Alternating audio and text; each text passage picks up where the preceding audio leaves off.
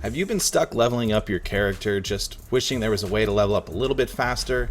Have you been hoping that despite all the bonus XP events and crazy weekend bonus XP events and current Archer double XP event that we have going on, that despite all of that, you still could level up even quicker for doing things that you would probably already do anyways while playing this game?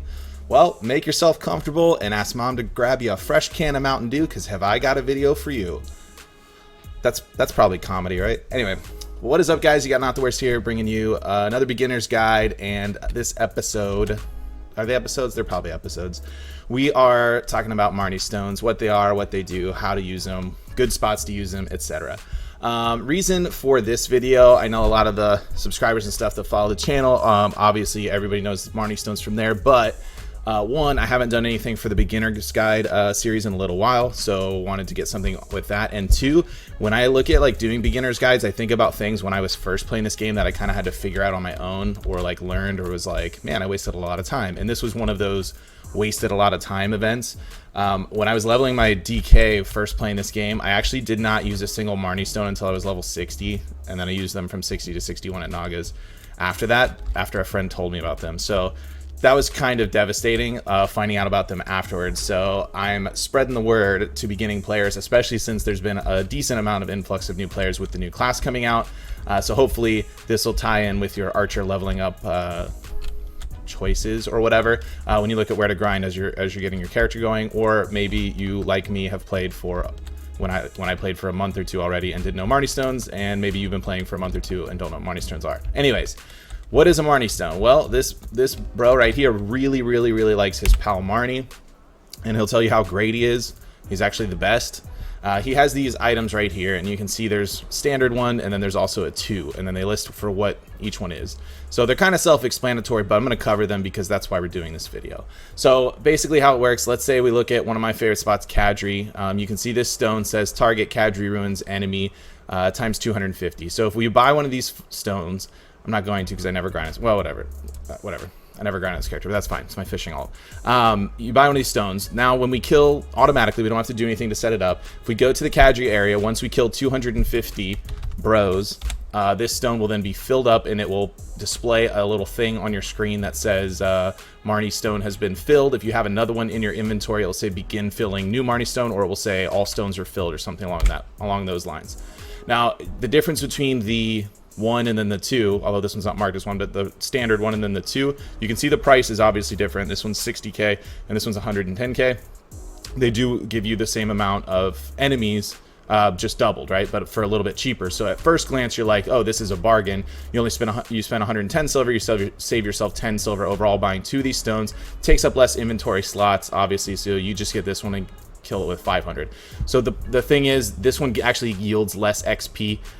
There is a chart that I'm going to have in the link description below, a Google Doc sheet that, or was it a Google Doc sheet? It might be a PDF, but I'm going to link the description below that actually gives you like how much XP from the stones that you get. But all of the 2s, regardless of where you do it, the actual XP yield for it is less than the 1. So if you have the inventory space for it, you definitely want to just get the standard ones, and just get, you know, twice as many of these as you would have gotten the 2s, although it does take up inventory space. So if you're in a situation where you know, you don't have a lot of inventory space, or you're going to Kadri, for instance, is a good example, since a lot of Rosar weapons drop. Maybe for that, depending on what your inventory is like on your main character, or whatever character you're leveling, you might want to consider doing a 2 despite it yielding a little bit less XP.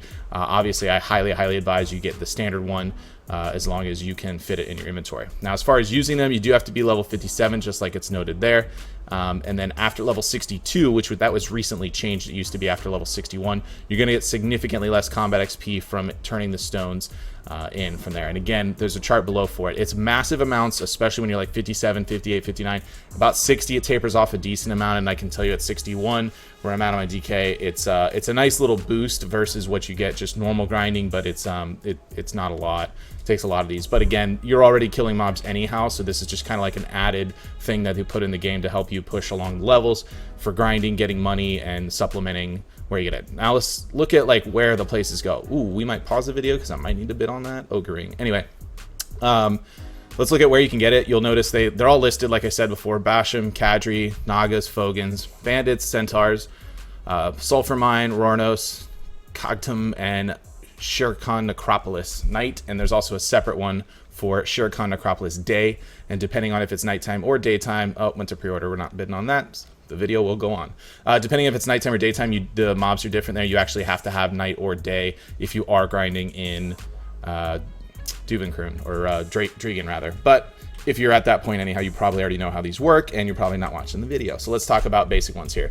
So you can see all the places that they're at. Obviously, get wherever you're planning on grinding in general. One of the things to note, pretty much everything in Valencia has it except for a couple of spots. Centaurs, Crescents does not. Which is not happy. These, obviously, because you want to kill as many mobs. If you're really just looking for XP, it's going to be your standard XP grind spots. Nagas is great. For this, you do have to use the water things and the anise tea for the desert heat stroke and hypothermia things. So keep that in mind for this spot. But it's really nice because it's so close to Sangrean Bazaar. You can jump back and forth. And Sangrean Bazaar is not the only place where you can turn Marni Stones in. There's a node manager that's out here in the desert around. You can actually turn them in with the Marni guy hanging out here by the node manager. He's also at Fogan's, which is another great spot to grind Marni Stones as well, because you have really high mob density, and again, you want to kill those 250 or 500, however many you have, as quickly as you possibly can, so you're just like mass amount turning these in. Anywhere with high mob density that dies easily, like those spots, is going to be great for it. And then the little Marni turn-in guy is also right there, so you can swap over to the node manager. Not all of the spots that have Marni Stones do have a Marni's assistant guy there. Centaurs, for instance, doesn't at its node manager. Kadri does have one. Bazi does not, so on and so forth. And again, Crescents doesn't have one at all. Gahaz does have a Marni's dude pretty nearby too. He's like right over by this node guy right here. So you can turn those in. So kind of pick out where you're grinding at and where you want to go to grind them. Again, high mob density, low damage.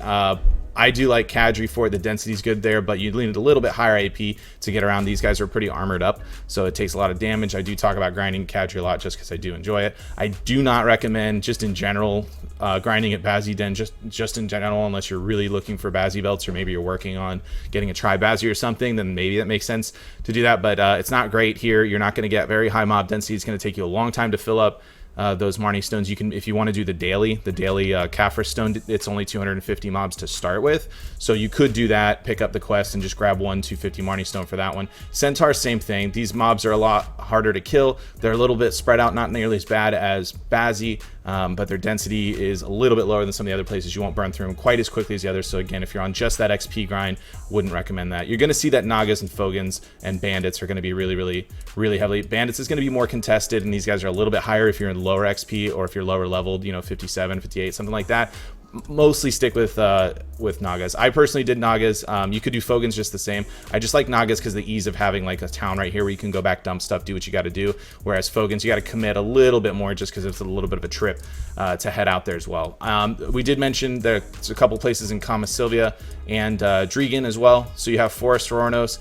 The thing is, this one's 240 AP. I mean, this is a high-level grinding area. They're pretty tanky mobs. From what I understand, the XP is actually not too bad. I've grinded it a little bit myself, but I haven't spent, lengthy amount of hours out here. It's not too bad for XP, especially if you're doing maybe a 61 to 62. The problem is, it's not super great money. It's obviously better than like Fogans or especially Nagas would be money grind. But they are tankier mobs. They take longer to kill. A Rornos ring drops, you'll sell it, but it's like 9-10 mil or something right now.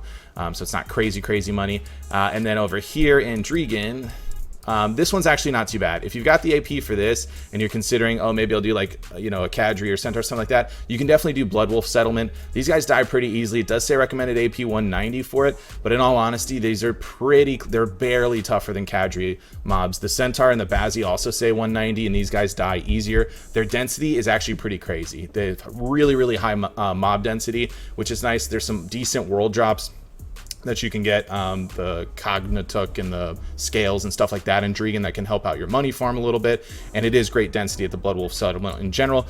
Drawback to anything grinding in Driegen is always going to be there's no scroll drops, so that's money and memory fragments that you are missing out on. It does trade off for some other options too, and of course it does have the newer magic crystals that drop, the set crystals as well, which can be pretty valuable if you're trying to get those. So not a terribly bad option. And then Shirkan, this place is kind of tough to grind in general. You got to be really prepared for this, and you also have to manage your day and night.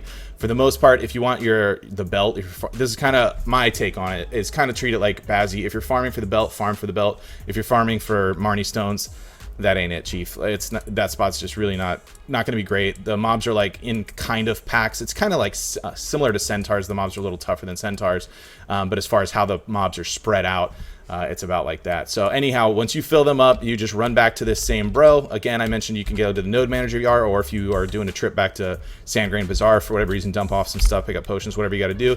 You just pop on over to him. He'll have a little pop-up menu at the bottom right here, and it'll say turn in the Marni Stone. You just click on that, press R 3, 4, 5, 6, 7 times. It'll say you already pressed R, and you'll turn in your stones, and it'll just automatically give you bonus XP up to the top here. So that is the Marni Stone. That is how it works. Hopefully that helps you guys out. If you did enjoy the video, make sure you drop a like for it or share it to your friends or whatever, if you're a new player coming to the game. And then also, if you are a new player, I want to try and keep the beginner's guide going at least once a week with the uploads. We have a bunch of other video series that go out, but I want to do beginner's guide at least once a week. So if you are a newer player and you have something that you want to cover or some questions, be sure to ask in the comments below. I always try to do sub-requested videos whenever I can, and I think it'd be cool to have a little feedback from some of the newer players if this kind of helped you out and other things you want to see. And on that note, make sure you subscribe to the channel so that you get notifications when a new video does go up. So if you do request one, you might see yours pop up in the thing. Also, feel free to follow my Twitch channel. We do live streams every Saturday. So we do have a drunk enhancement stream coming up this Saturday. We are shooting for Tri-Ogre. It's going to be an accessory enhancing stream. I have a whole bunch of witches earrings and other stuff we're going to do alongside the goal is Tri-Ogre, and I have plenty of ogre rings prepped for it, so it's going to be a lot of fun. So make sure you follow the Twitch page so that you know when we go live over there. Anyways, that's going to be it for this video. Everybody, thank you for watching, and I will see you next time.